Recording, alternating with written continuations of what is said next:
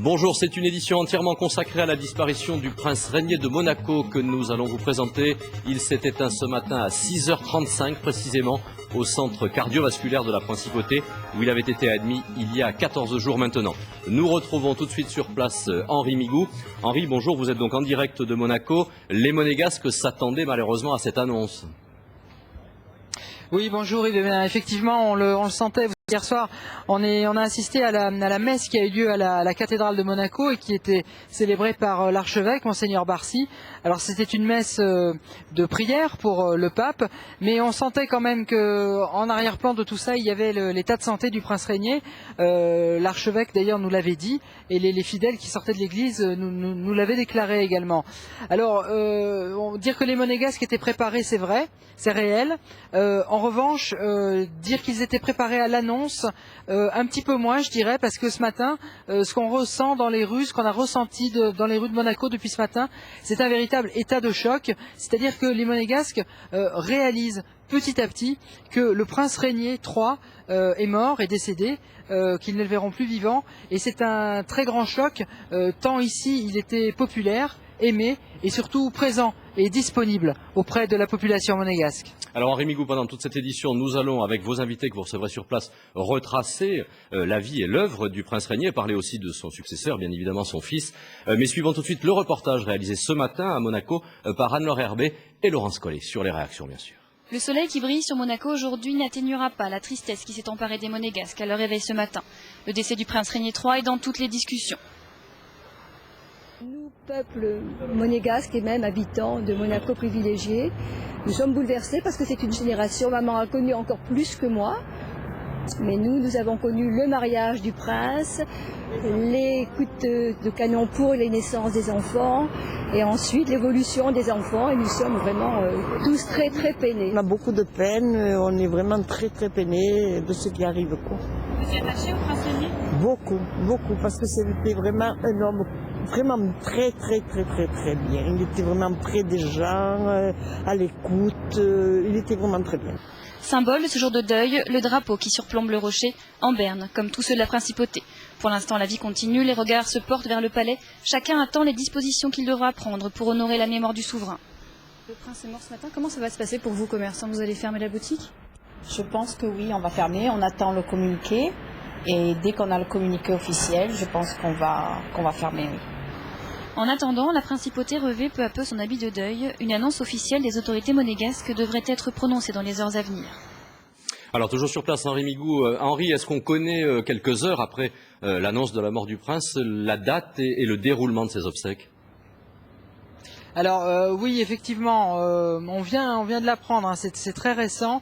Les obsèques donc du prince régnier III de Monaco auront lieu jeudi prochain. Vous savez que c'est à peu près dans la tradition parce qu'il y a toujours une période d'au moins une semaine qui est respectée entre l'annonce de la mort et puis les obsèques proprement dites. Donc obsèques jeudi prochain. Le déroulement on ne le connaît pas encore, vous savez c'est quelque chose d'assez compliqué à mettre en place. Il y a tout un aspect protocolaire à gérer, à organiser.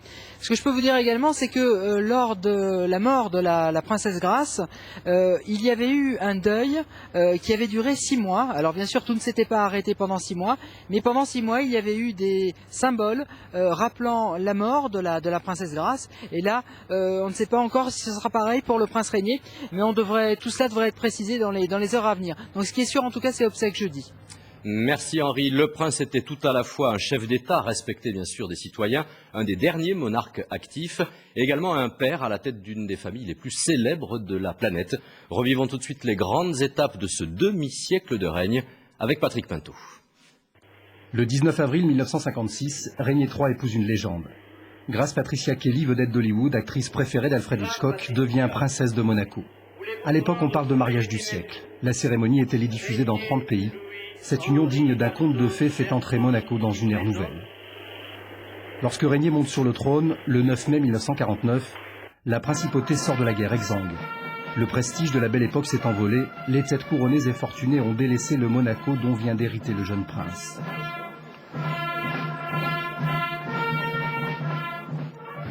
Tout enfant, tout jeune garçon et tout adolescent, on a des aspirations qui ne correspondent pas du tout à la réalité future. J'aurais voulu moi-même, par exemple, être officier de marine ou faire des études vétérinaires. Du couple princier naîtront 3 enfants. Caroline en 1957, Albert un an plus tard et Stéphanie en 1965. Grace et Régnier sont rayonnants de bonheur. Côté politique, la principauté est sans ressources naturelles. Régnier va bâtir sa prospérité sur 3 piliers. Une fiscalité avantageuse favorisant les investissements, un système sécuritaire sans faille et cette formidable entreprise de communication que sera la famille princière, avec sa part d'ombre et de lumière.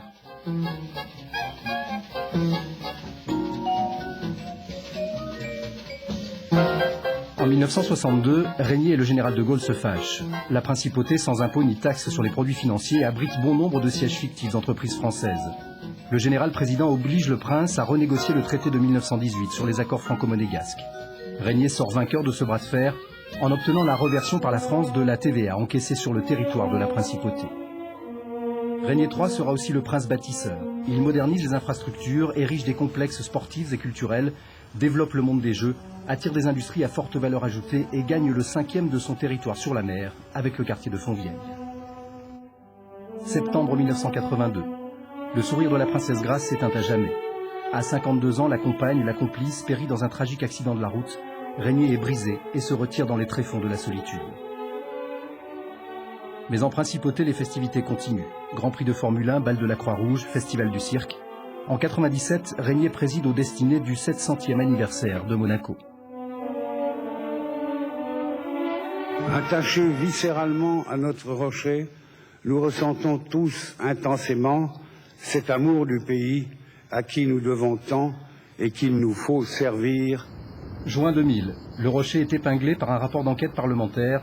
Monaco est accusé d'être un centre offshore favorisant le blanchiment d'argent. Le prince souverain est directement visé. Brigantin siège au Conseil de l'Europe, la principauté est priée de se justifier sur les pratiques de son système bancaire. Régnier sera à la hauteur. En octobre 2004, Monaco entre dans le concert des nations européennes. En un demi-siècle, le prince Régnier aura fait de ce petit pays de 2 km² un État prospère et reconnu dans le monde entier. Aujourd'hui, Monaco représente un chiffre d'affaires annuel de plus de 600 millions d'euros. C'est désormais au prince Albert qu'échoit le rôle de présider aux destinées du Rocher. Beaucoup de réactions, bien sûr, celle du président de la République, tout de suite, qui a exprimé son émotion et sa grande tristesse. Le sénateur-maire de Marseille, Jean-Claude Gaudin, parle, lui, de la disparition d'un voisin et d'un ami. Christian Estrosi rend hommage à l'esprit visionnaire du prince. Écoutez à présent Alain Frère, c'est le maire de la petite commune de Tourette-Lévance. Il connaissait bien le prince et l'avait aidé à l'époque à organiser le festival mondial du cirque. On l'écoute.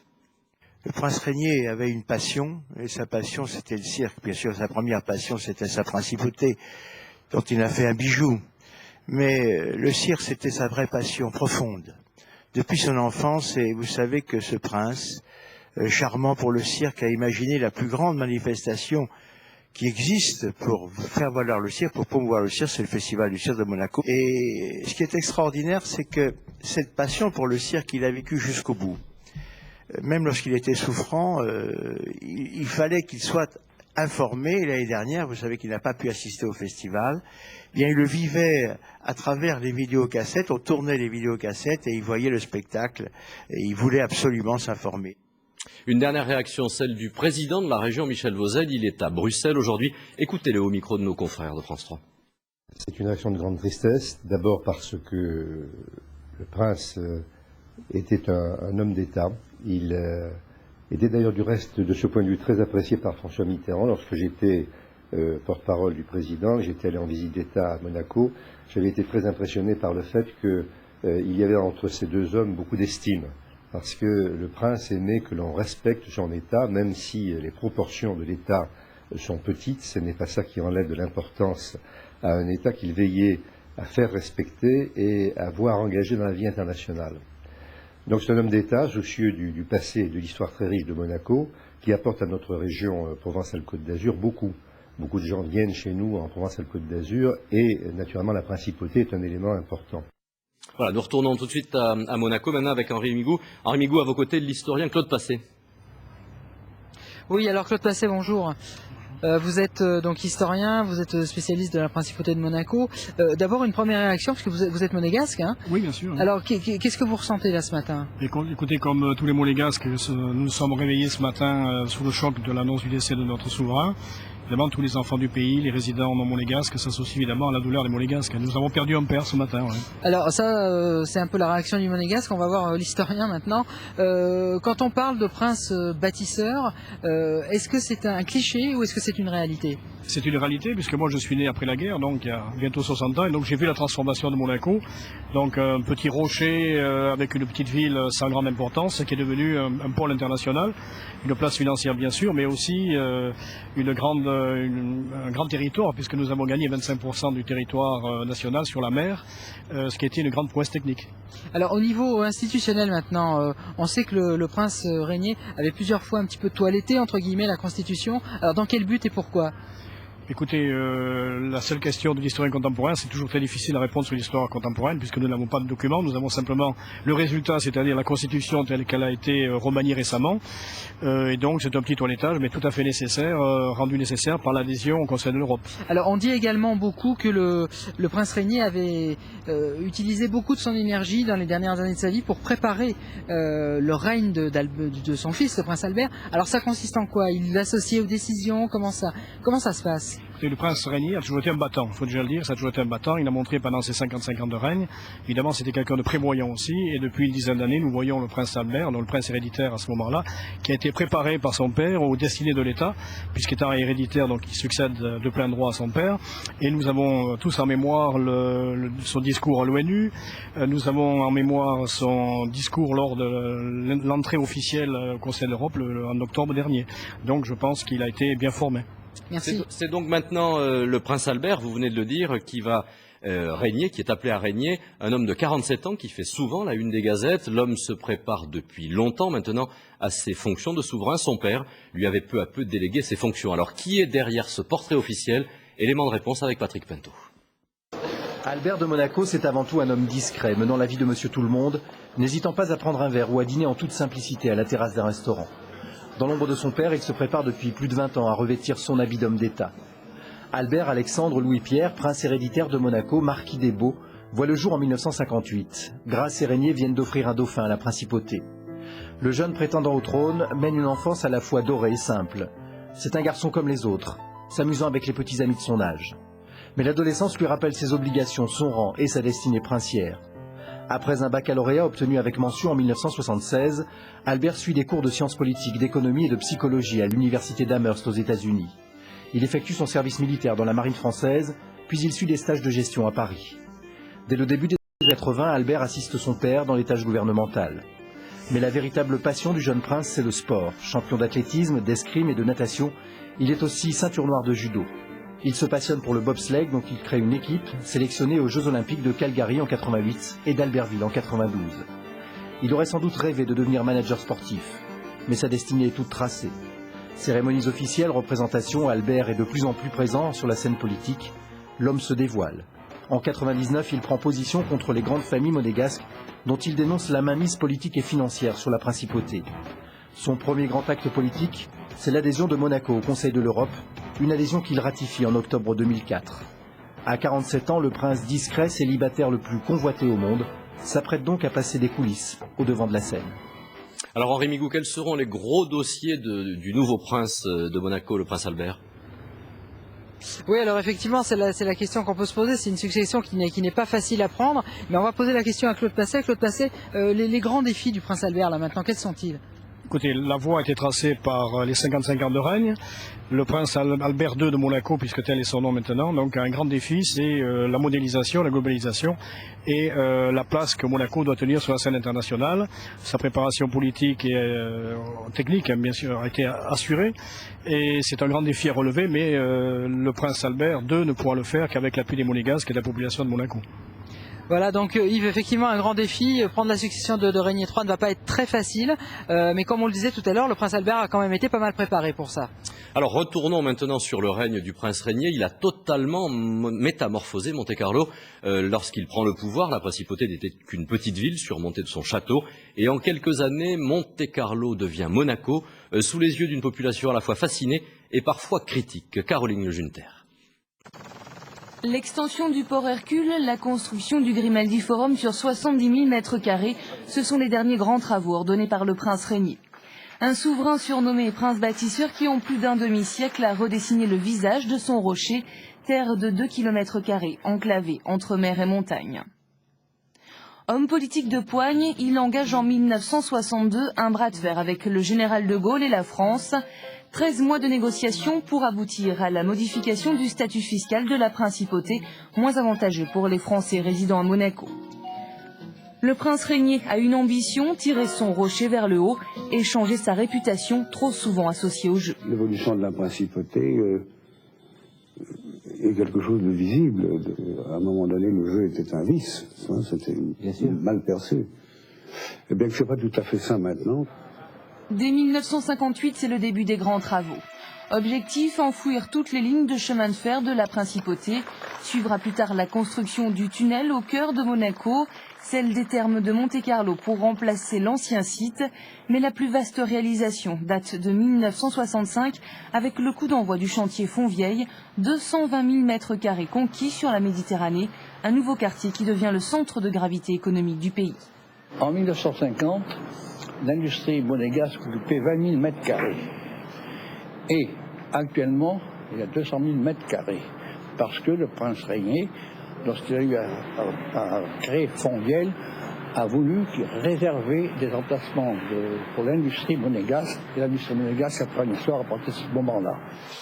Monaco affiche sa prospérité. Le rocher a su attirer de nombreux industriels et a renforcé son image de paradis fiscal. Mais il va vite être rattrapé par une réputation moins flatteuse.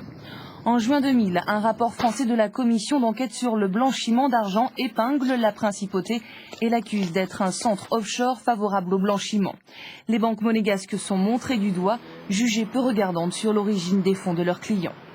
Malgré tout, le prince Régnier semble avoir réussi son pari, celui de relancer le dynamisme de son rocher, un rocher aujourd'hui orphelin.